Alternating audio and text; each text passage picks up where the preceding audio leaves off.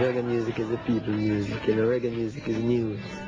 It's news about your own self, your own history, things that you wouldn't really, they wouldn't teach you in a school.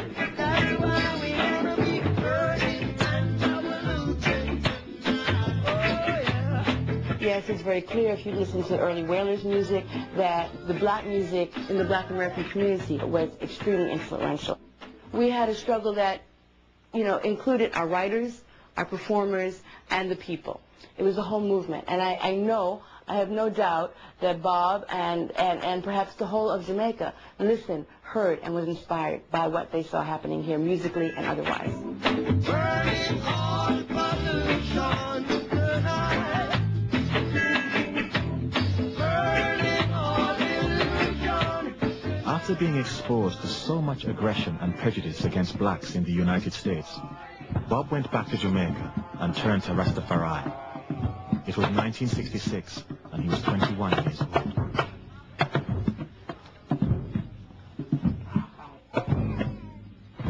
Rastafari is distinctively Jamaican, a black consciousness movement that replaces armed physical struggle with a spiritual one. But I call it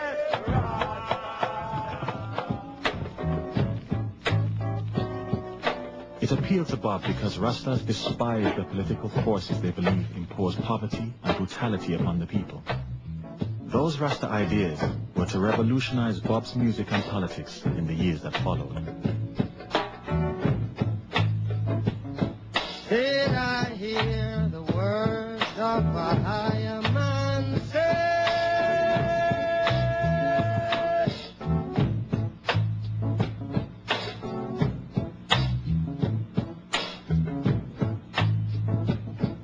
Babylon throne gone down, gone down.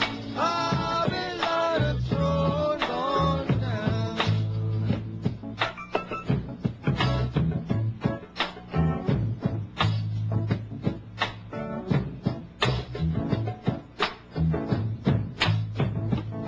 Then I hear the words of the Rasta man say.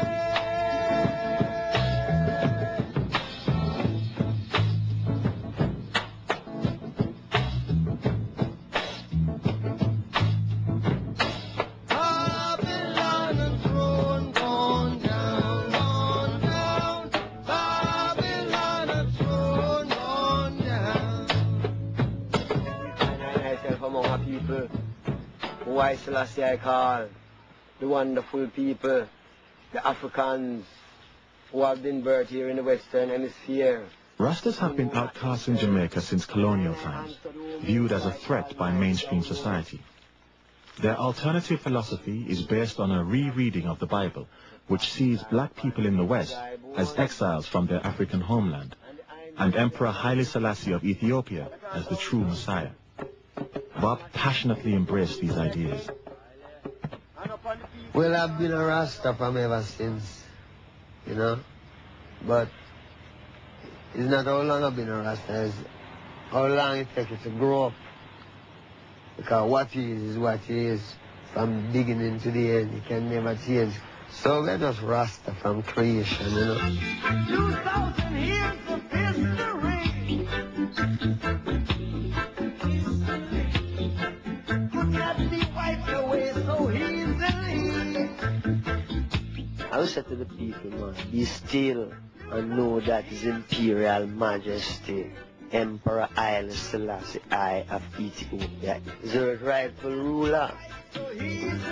Now the Bible says so, Babylon newspaper says so, and I, the children, say so. What they want? They want a white God. The God come black. They said the lion's reign is coming our way. Got to take it to good and the Lord. I'm a Rasta, and I know I want to live near my father, and my father lives in Ethiopia, so I must live where my father is.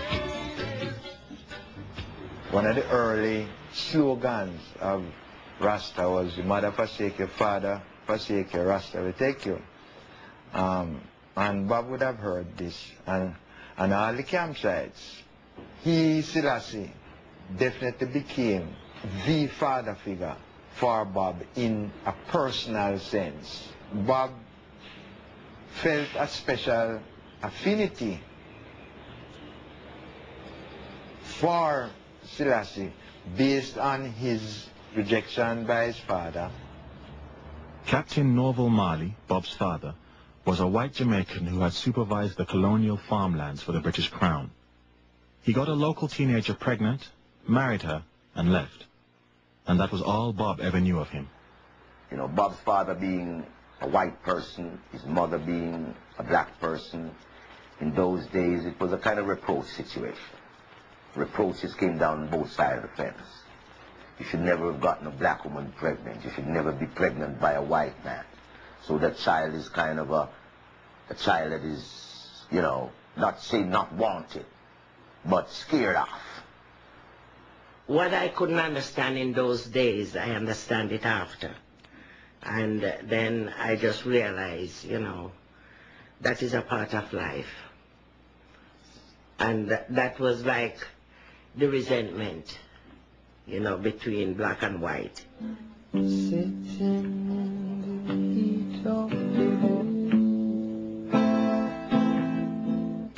Born fatherless, never know my father.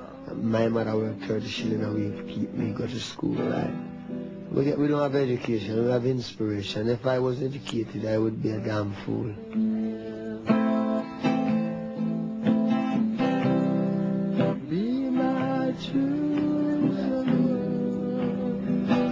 I think what contributed to Bob being who he was the fact that he grew up in the country, that he used to farm, and he had that sort of innate intelligence that, you know, you have to put in to take out. But if you grow up in an urban environment, the only thing between you and what we want is money. Anything we want is available immediately.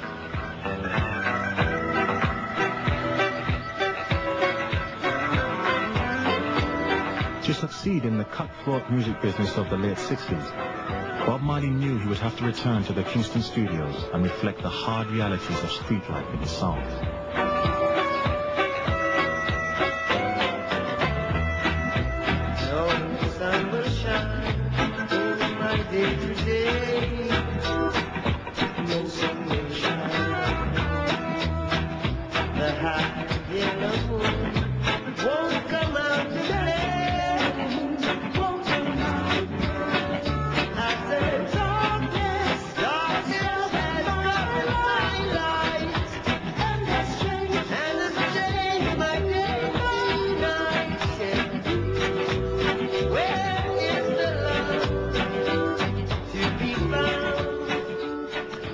Reggae music is a music created by Rasta people, and it carries earth force, a people rhythm, like people, you know, it's a rhythm of people working, people moving, you know.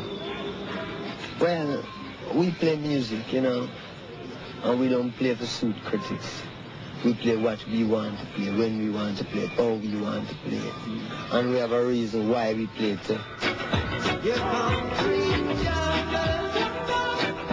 man, you got to do your best. The local recording industry was highly competitive, full of ambitious and talented vocal groups, of which the Wailers were just one. But they had enjoyed the advantage of being backed by some of the most revered instrumentalists in the history of Jamaican music, like the Scatterlights, whose particular brand